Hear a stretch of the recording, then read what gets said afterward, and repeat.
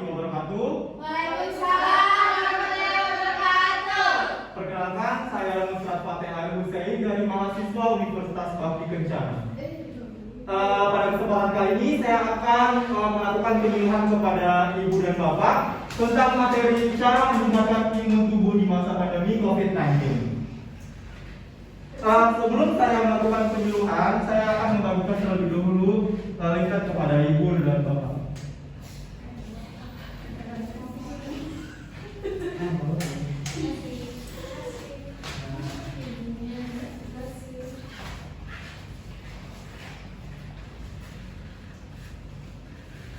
Baik, langsung saja. Di sini pengertian sistem imun. Sistem imun atau sistem kekebalan adalah sel-sel dan banyak struktur biologis lainnya yang bertanggung jawab atas imunitas, yaitu pertahanan pada organisme untuk melindungi tubuh dari pengaruh biologis luar dengan mengenali dan membunuh patogen. Ada faktor yang mempengaruhi COVID-19, itu yang pertama lingkungan.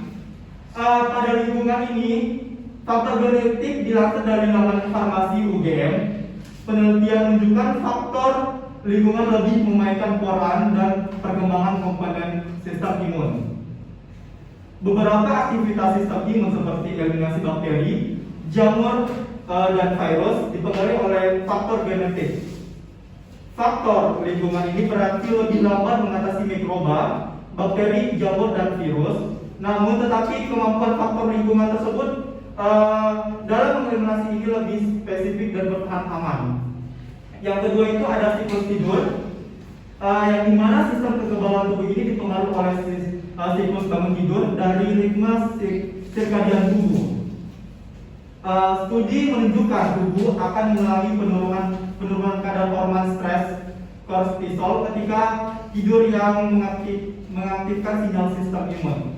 Yang ketiga itu kebersihan, yang dimana sebagian orang cenderung percaya diri dengan kebersihan tubuh.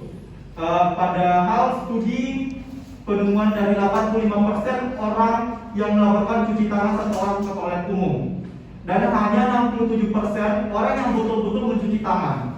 Itu pun kadang tak semua mencuci tangan dengan cara yang tepat. Karena Pusat Pengendalian dan Pencegahan Penyakit merekomendasikan setidaknya 15% atau 15 detik untuk menggosok tangan dengan sabun. Toilet hanya salah satu aktivitas lain dan juga menuntut Anda untuk mencuci tangan demi menjaga kebersihan. Di antaranya seperti memegang uang, bersih dan batuk, dan atau menyentuh hewan peliharaan. Yang keempat itu nutrisi makanan, yang dimana buah dan sayuran jadi dua hal yang kerap dianjurkan untuk dimasukkan ke menu makanan harian. Ada banyak alasan kesehatan serta konsumsi buah dan sayuran untuk sistem imun. Studi menunjukkan vitamin C, A, I, B6 dan B12 serta mineral seperti zat besi dan seng sangat penting untuk memelihara fungsi kekebalan. Semua nutrisi ini dapat ditemukan dalam buah dan sayuran. Sementara dikutip dari laman farmasi UGM, sebaiknya Anda menghindari makanan-makanan yang serat lemak dan gula, atau bisa disebut dengan makanan berat atau western diet.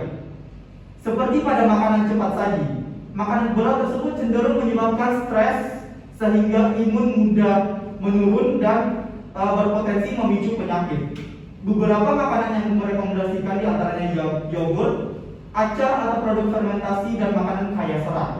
Yang kelima itu ada usia, yang dimana usia juga jadi faktor yang mempengaruhi sistem imun. Semakin bertambah usia, maka sel-sel imun akan menurun pula aktivitasnya. Sebagaimana sel lain, umumnya sel imun berada pada puncak aktivitasnya ketika memasuki usia dewasa. Saat beranjak tua, sel imun termasuk kemampuan produksi satu protein untuk melawan infeksi virus atau yaitu virus interferon pun bakal menurun. Yang keenam itu stres, yang dimana tantangan lain menjaga sistem imun tubuh adalah menyeimbangkan tingkat kortisol. Jadwal kerja atau kegiatan yang padat hingga beban harian dapat membuat lelah. Rasa lelah tersebut sejalan dengan peningkatan kadar hormon stres, kortisol. Kondisi ini mengakibatkan sistem kekebalan tubuh menurun. Stres yang gagal dikelola akan mempengaruhi pola makanan, siklus tidur, suasana hati, hingga asupan makanan yang semua ini berkaitan dengan faktor yang mempengaruhi sistem imun. Selanjutnya, ada tanda daya tahan tubuh lemah. Yang pertama, tingkat stres yang berlebihan, yang dimana menurut laporan American Psychological Association, stres yang berlebihan dan berjangka panjang bisa melemahkan respon daya tahan tubuh. Jika itu terjadi, bisa membuat kamu rentan panjang terinfeksi virus. Itu karena stres bisa menurunkan limfosit atau sel darah putih, yang dimana dapat membantu tubuh untuk melawan infeksi. Jika tingkat limfosit semakin rendah, kamu bisa berisiko terkena virus seperti flu biasa. Yang kedua itu lebih sering sakit, yang dimana sangat normal jika seorang sakit pilek 3 kali dalam 1 tahun. Sebagian besar akan sembuh dalam 7-10 hari. Daya tahan tubuh manusia membutuhkan waktu 3-4 hari untuk bisa mengembangkan antibodi dan melawan virus yang mengganggu. Tetapi jika pilek ini tidak sembuh juga dan sering terjadi, maka itu bisa menandakan bahwa daya tahan tubuh kamu sedang berjuang mengimbanginya. Yang ketiga itu sering mengalami masalah perut. Jika kita sering mengalami diare atau sembelit, bisa jadi daya tahan tubuh kami terganggu. Jika sering mengalami masalah perut, jika kita sering mengalami diare atau sembelit, bisa jadi daya tahan tubuh kita itu terganggu. Karena sebuah penelitian menunjukkan bahwa hampir 70% sistem kekebalan tubuh berada di saluran pencernaan. Bakteri mikroorganisme menguntungkan yang hidup di sana melindungi khusus kita dari berbagai infeksi dan mendukung daya tahan tubuh kita. Jika jumlah bakteri baik di khusus bisa membuat kita berisiko infeksi virus, mengalami peradangan kronis dan gangguan autoimun. Yang keempat itu luka di kulit lama untuk sembuh, yang dimana kulit merupakan bagian tubuh yang paling rentan terluka, terbakar, terpotong dan tergores. Jika kulit terluka, proses penyembuhannya bergantung pada daya tahan tubuh kita. Saat daya tahan tubuh kita menurun, kulit tidak bisa beregenerasi. Hal ini menyebabkan luka-luka yang ada di kulit akan membutuhkan waktu yang sangat lama untuk sembuh. Yang kelima itu sering mengalami infeksi. American Academy of Allergy, Asthma and Immunology melaporkan bahwa seseorang yang daya tahan tubuhnya itu lemah sangat rentan mengalami infeksi. Ada tanda-tanda orang yang dewasa mengalami defensi imun meliputi yang pertama itu mengalami infeksi telinga 4 kali dalam setahun. Yang kedua itu mengalami pneumonia 2 kali selama periode 1 tahun. Selanjutnya itu menderita sinusitis kronis atau mengalami sinusitis bakteri 3 kali dalam setahun. Yang terakhir itu membutuhkan antibiotik yang lebih banyak dalam setahun. Selanjutnya merasa kelelahan sepanjang waktu.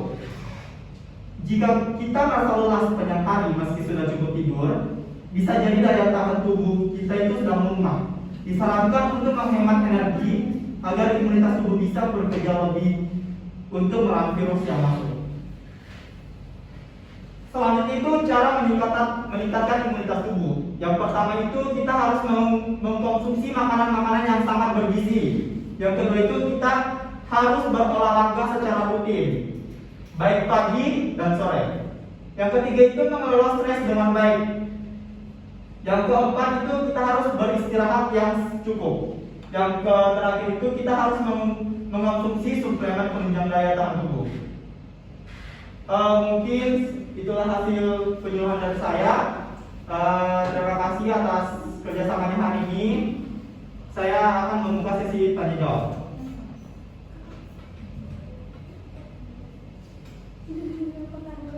Apakah ada yang ingin bertanya?